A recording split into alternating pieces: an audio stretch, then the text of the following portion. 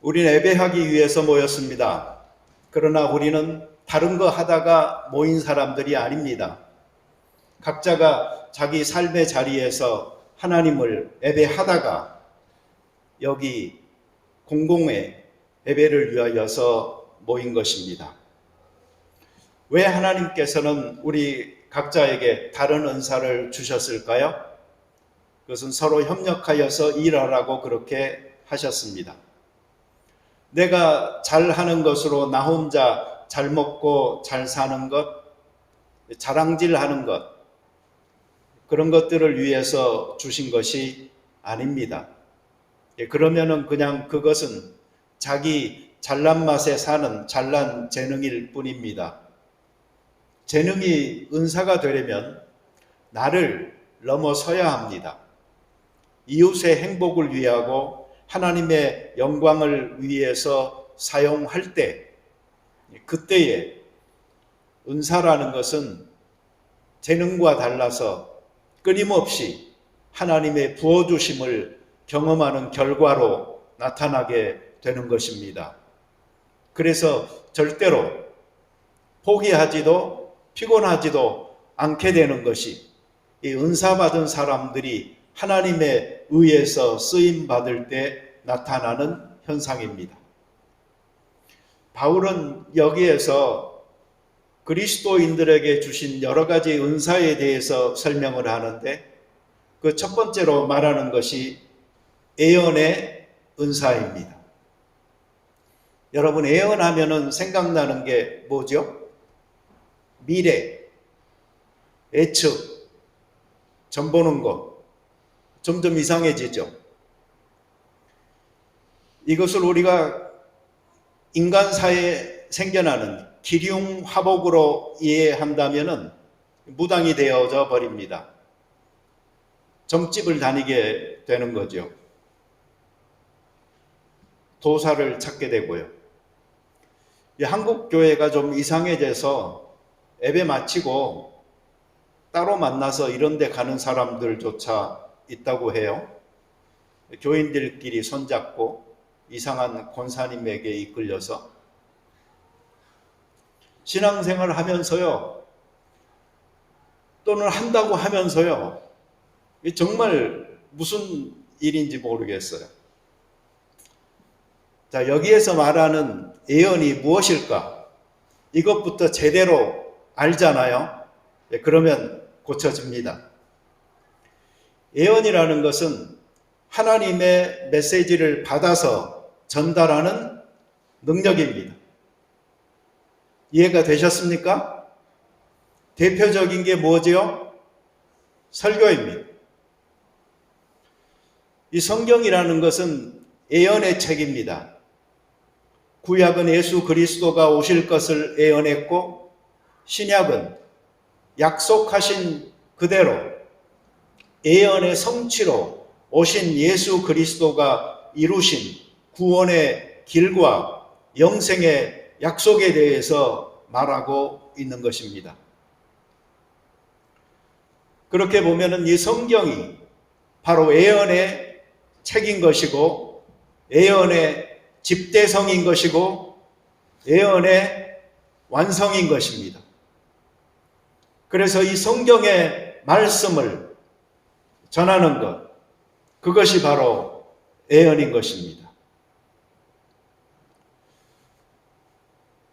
이 미래와 관계되어져서 기륭화복적인 점치는 성격과 비슷한 예언들도 실제로 우리들 가운데 많이 있는데, 이런 것들에 대해서 아주 강경하게 그런 것은 없다, 성경이 완성됨으로 끝났다 라고 아주 강경하게 말하는 사람들도 있고요.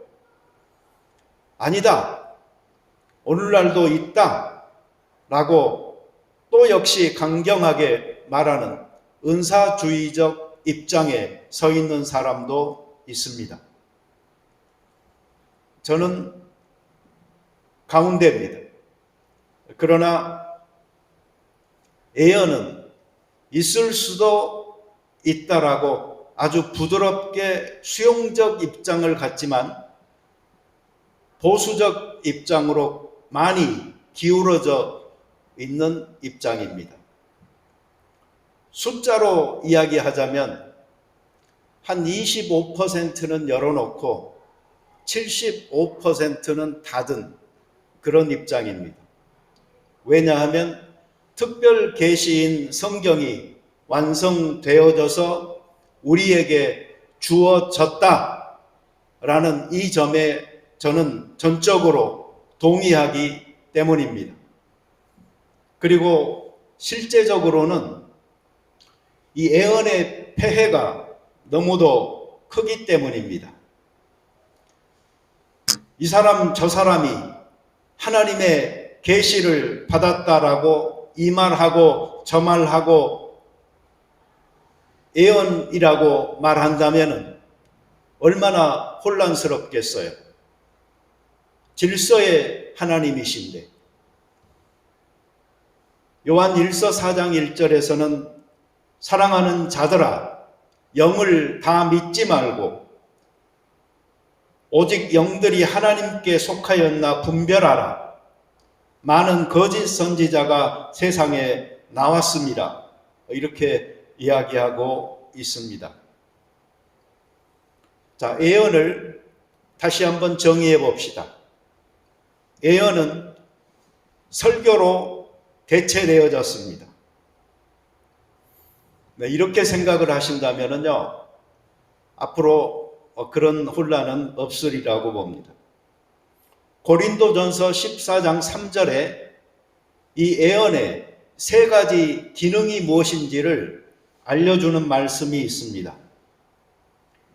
예언하는 자는 사람에게 말하여 덕을 세우며 권면하며 위로하는 것이요. 거기에 세 가지 기능이 나와 있습니다.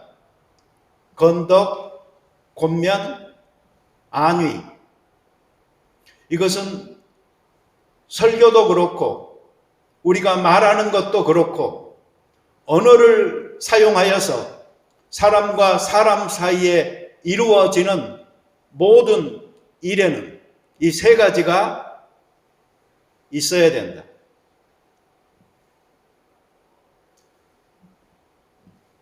그래서 이것을 설교로 바꿔서 말하면 이렇게 됩니다. 설교자는 사람에게 말하여 덕을 세우고 권면하며 위로하는 것이요.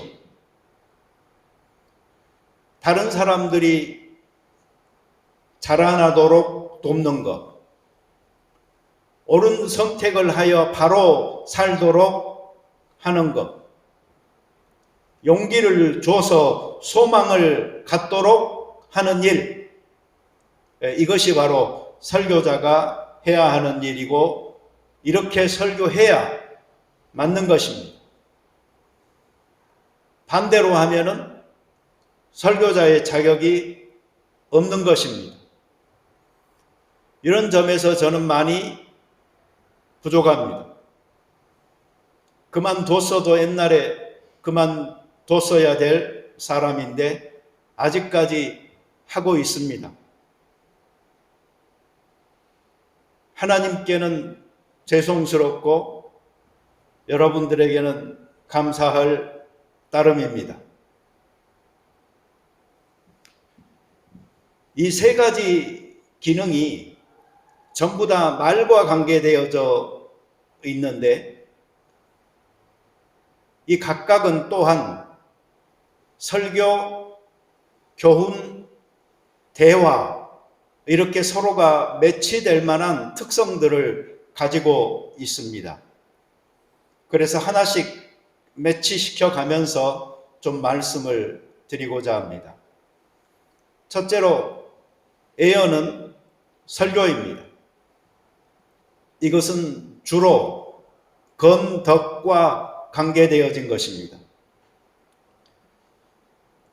설교는 하나님의 메시지, 말씀을 받아 전하고 선포하는 일인데 이것은 하나님이 어떤 분인지, 어떤 일을 하시는지를 알려주는 것입니다.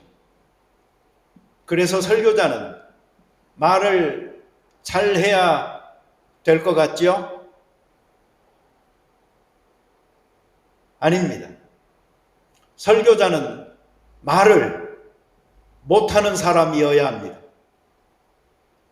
그래야 자기 말을 안 하고 하나님께서 하시고자 하는 말씀을 받아서 전하지 않겠습니까? 모세가 하나님 앞에 부름받을 때 모세는 자기는 본래 말을 잘 못하는 사람이라고, 입이 뻣뻣하고 혀가 둔한 자라고 그렇게 이야기했습니다. 에레미야도 나는 아이라 말할 줄을 알지 못한다고 그렇게 고백했습니다. 이사야도 나는 내 입술이 부정한 사람이라고 이야기했습니다. 그러나 하나님께서는 내가 너에게 하는 말을 가서 전하라. 이것이 바로 설교자가 하나님 앞에 서 있는 모습인 것입니다.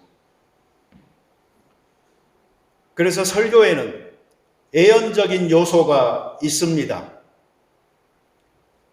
이렇게 살면, 이렇게 살지 않으면, 순종하면, 거역하면, 믿으면, 믿지 않으면 이러한 대비를 통해서 전혀 다른 운명을 이야기하고 다른 결과를 얻게 될 것이라고 말하는 것입니다. 임박한 심판을 선포하기도 합니다. 설교자는 이 지상의 삶과는 좀 동떨어진 이야기를 하고 하늘의 뜻을 펼쳐 보이며 우리의 먼 미래에 되어질 모습을 이야기하는 경우가 많이 있습니다. 그래서 사람들에게는 이해될 때도 있지만 이해되지 못할 때도 많습니다.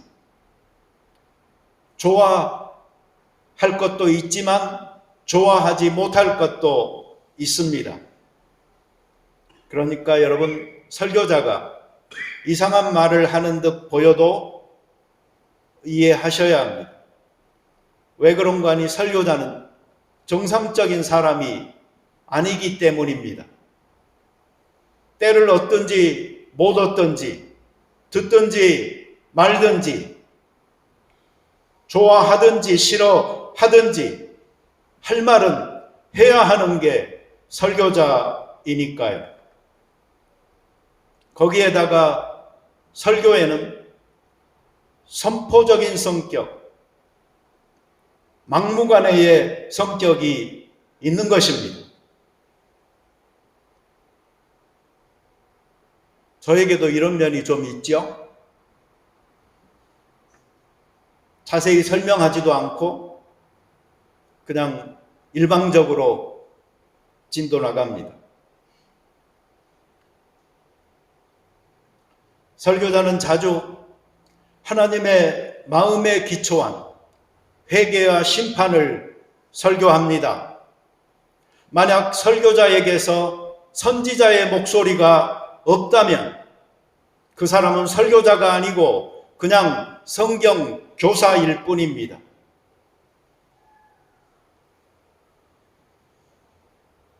제가 말도 많이 하고 글도 자주 쓰는 편인데 이로 인해서 덕만 세우는 것은 아닙니다. 오해도 생기고 화내는 사람도 있습니다. 어떤 사람은 목사님은 설교할 때마다 꼭 나 들으라고 하는 것 같다 하는 사람도 있고 왜 설교를 그렇게 하냐고 내가 그런 말 들으려고 이 교회에 나오냐라고 말하는 사람도 있었습니다. 심지어 저는 다른 목사님에게 당신 혼자 선지자인 줄로 착각하지 말아라 라는 말도 들은 적이 있습니다. 크리스찬 리뷰에 제가 쓰는 글을 가지고도 항의를 받은 적도 많이 있습니다.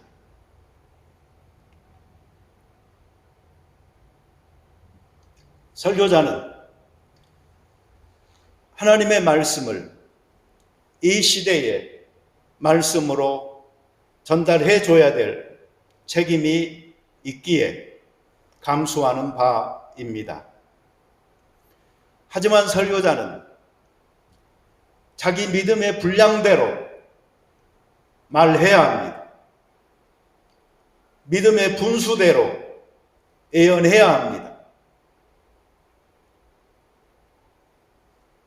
자기 믿음의 분수나 분량을 넘어서는 설교를 하게 되면 그것이 바로 위선입니다.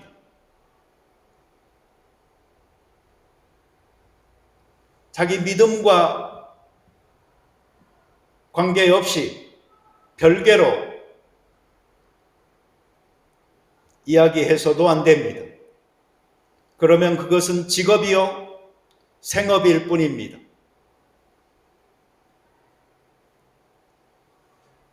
예전에 그 다미성교회가 다가올 미래라고 그래서 예수님의 재림 날짜를 특정 짓고 한국뿐 아니고 세계적으로 한인들이 있는 곳마다 시끄럽게 들고 일어났지만 그 시간이 그냥 지나가자 법정에서 판단을 받게 되어졌던 적이 있어요. 그때 그 사람들이 눈여겨봤던 부분은 무엇이었는고 하니 예수님의 재림 날짜가 이날이라고 세상에 종말이 온다고 그렇게 말하면서 그 자신들은 이 땅에 집착하는 모습을 보였느냐, 재물을 쌓았느냐 하는 부분이었습니다. 저는 성경을 보면서 조금 불편한 부분이 사실 하나 있었는데 그게 뭐였냐면은 예수님께서 제자들을 부르면서 내가 너희로 사람을 낚는 어부가 되게 하리라. 뭐가 문제인가요? 저는 여기 낚는이라는 표현이 되게 거슬렸어요.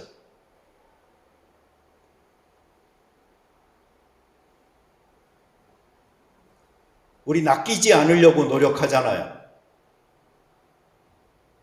누구를 낚는다는 것은 속임수로 함정에 빠뜨린다는 그런 의미가 있잖아요.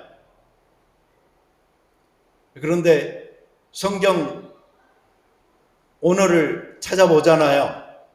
그러면 그 말이 없어요. 사람의 어부가 되게 하리라. 예수님께서는 그렇게 예쁘게 말씀을 하셨더라니까요. 그런데 한글 성경에 사람을 낚는, 이 낚는이라는 말을 넣어가지고 저를 불편하게 했더라고요. 그래서 저는 예수님의 이 언어 생활 습관은 아름다우셨구나 라고 생각을 했습니다. 여러분, 사람을 낚으려고 노력하지도 마시고 낚이지도 마십시오. 그런데 요즘 세상이 워낙 하수선하여서 설교자에게도 낚이고 하는 경우가 있으니 그 또한 조심할 수 있게 되기를 바랍니다. 저 시간 많이 갔나요? 요새는 설교하면서 나 그거 계속 신경 씁니다. 그냥 쉽게 빨리 하죠. 제가 예언을 설교로 재해석을 했고요. 두 번째 재해석을 한다면 설교는 가르침입니다. 교훈하는 것입니다. 이것은 영적인 지식을 전하는 것을 의미합니다. 듣는 이들로 하여금 하나님의 진리를 깨달을 수 있도록 도와주는 것, 귀한 일입니다. 교회에서 교사들이 귀한 이유가 바로 그것입니다. 고린도전서 14장 19절에 교회에서 너가 남을 가르치기 위하여 깨달은 마음으로 5마디 말을 하는 것이 1만 마디 방언으로 말하는 것보다 나으니라. 왜 그런가 하니 깨달은 마음으로 남을 가르칠 때에 그 사람이 바른 선택을 하면서 바른 삶을 살아갈 수 있도록 돕는 것이기 때문입니다. 셋째로, 예언은 확장해서 우리의 모든 언어 생활이다, 이렇게 이야기할 수 있습니다. 어떤 나이가 많으신 목사님께서 설교하는데 그 설교 중에 요새 젊은 목사들이 버릇이 없다고 말을 하시더라고요. 그래서 저는 마치 저에게 하는 줄 알았어요. 여러분, 저도 젊거든요. 왜 그런가 하니 그분은 훨씬 더 나이가 많으시니까. 근데 그분이 요새 젊은 목사들이 버릇이 없다고 아주 일침을 하시면서 뭐 차를 타도 그 어떤 자리냐에 따라서 1번, 2번 뭐 이런 게 정해져 있는데 그 요새 젊은 목사들은 그런 거 아무것도 개의치 않고 뭐 타더라 어쩌더라 하면서 말씀을 하시는데 나도 저런 거 신경 써야 되겠구나 하는 그런 생각을 했습니다. 여러분, 믿음이 애절을 대체하지 않습니다. 교회가 아무리 믿음을 강조한다고 해서 믿음만 있으면 되는 건 아닙니다.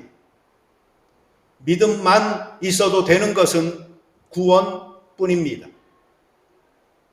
구원은 믿음 외에는 다른 것으로 얻을 수 없기 때문에 믿음만 있으면 됩니다.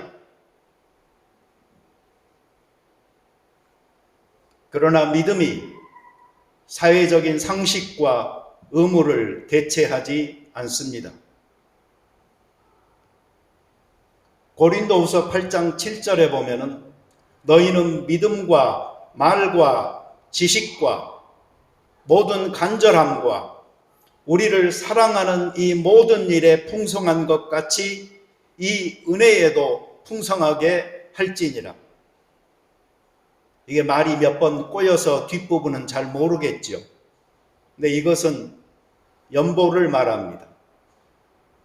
다시 말하면 바울은 지금 무슨 말을 하고 있냐면은 믿음과 말과 지식, 그리고 간절함과 사랑, 그리고 어려움 당한 교회를 위한 헌금, 이 모든 것들을 이야기하고 있는 것입니다.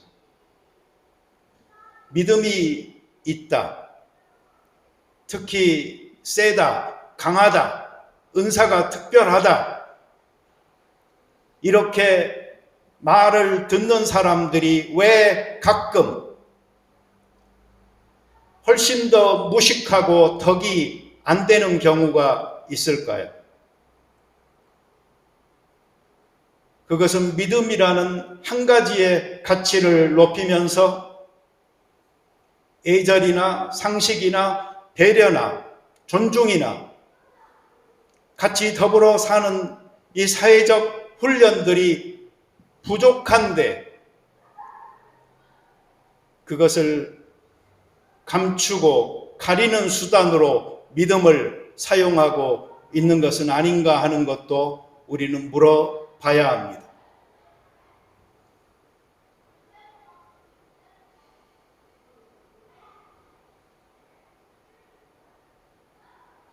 남이 잘난 거 시기하지 말고 칭찬하고, 남 못난 거 비난하지 말고 끌어안고, 나 잘난 거 자랑하지 말고 감사하면서, 나 못난 것 부끄러워 말고 다독이면서 살 줄 아는 신앙 안에서 성격이 그리고 성품이 함양되어진 성령의 열매로 그 풍성함으로 가지고 있는 그리스도인 되어지는 것 정말로 중요한 일인 것입니다. 이 말이라는 게 참 조심스러운 게요. 어제 저희 집에서 생긴 일인데 집사람이 플레밍톤 마켓을 다녀왔어요. 근데 짐을 날라주고 보니까 거기에 감이 들어있는 봉지가 하나 있는 거예요. 이 겨울철에 웬 감입니까? 제가 감을 무척 좋아하는데. 그래서 먹었어요. 근데 맛이 좀 이상해요. 제철이 아니라서 그런지. 그래서 내가 이거 얼었다가 녹은 건가? 이렇게 말을 했어요. 그랬더니 당장 들려오는 말이 사다 줘도 뭐라고 한다 뭐 이러면서 구시렁거리는 말이 금방 들려오더라고요. 조금 있으면 안 되겠어. 그래서 얼른 자리를 피해서 제 방으로 들어갔다가 제가 몇 시간 후에 다시 나왔어요. 그래가지고 보니까 집사람이 부침개를 이렇게 접시에 하나를 해놓고 또 뭘 더 하고 있어요. 근데 나는 부침개 별로 안 좋아하거든. 그래서 내가 땅콩 몇 개를 이렇게 이제 집어서 까서 먹고 있었어요. 근데 집사람이 하나만 먹어 그러는 거예요. 그 순간 아니 이 많은 땅콩 근데 왜 이거 하나만 먹으라고 그러나 또 신경질이 확 났어요. 그런데 그 다음에 이제 집사람이 하는 말이 밀가루가 조금밖에 없어가지고 한 3개밖에 못 붙일 것 같다고 다른 애들도 먹어야 되니까 하나만 먹으라고. 그래가지고 제가 이해를 했습니다.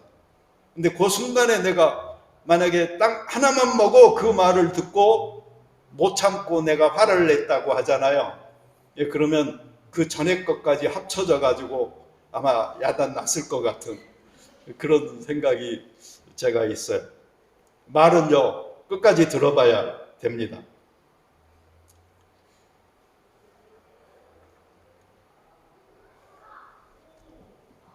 성경에 보면은 애언하려고 하라라는 이런 말이 있습니다. 애언하려고 하라 이 말 듣고요 여러분 나는 산기도 가야지 그러시지 마시기 바랍니다. 왜? 애언하라고 하라 이게 미래의 기륭하복을 네가 점쳐서 알아라 라고 하는 말이 아니고 성령께서 지시하시는 말씀, 예언의 말씀인 성경을 통하여 우리들에게 충동을 일으켜주게끔 가슴으로 부딪혀와 감동을 선물하고 우리로 그렇게 행할 수 있도록 충동질하여 능력을 주는 말씀, 그 말씀을 너희가 사모하라 라는 말이니 저는 이보다 더 좋은 말은 없다라고 생각합니다. 여러분들이 성경 말씀을 읽을 때에 설교를 들을 때에 성경의 가르침을 교훈으로 받을 때에 또 그리스도인들끼리 서로 대화할 때에 바로 성령께서 감동 있게 우리에게 울림을 주는 말씀들을 서로가 나누고 또 그런 경험들을 통하여 우리가 한 발자국 한 발자국 그리스도인의 모습으로 빚어져 갈 수 있게 되기를 바랍니다. 같이 기도 드리겠습니다. 자비로운 주님 감사합니다. 우리 각자에게 각기 다른 은사를 주셔서 다양하게 하심을 감사드립니다. 서로가 서로에게 필요한 사람인 줄 알아 귀히 여기게 하시고 각자의 본분을 책임있게 감당하는 사람들 되게 하여 주시옵소서. 또한 예언하기를 사모하면서 우리가 하나님의 말씀을 깨닫고 전하고 나누는 공동체가 될 수 있게 축복하여 주옵소서. 예수님의 이름으로 기도드립니다. 아멘.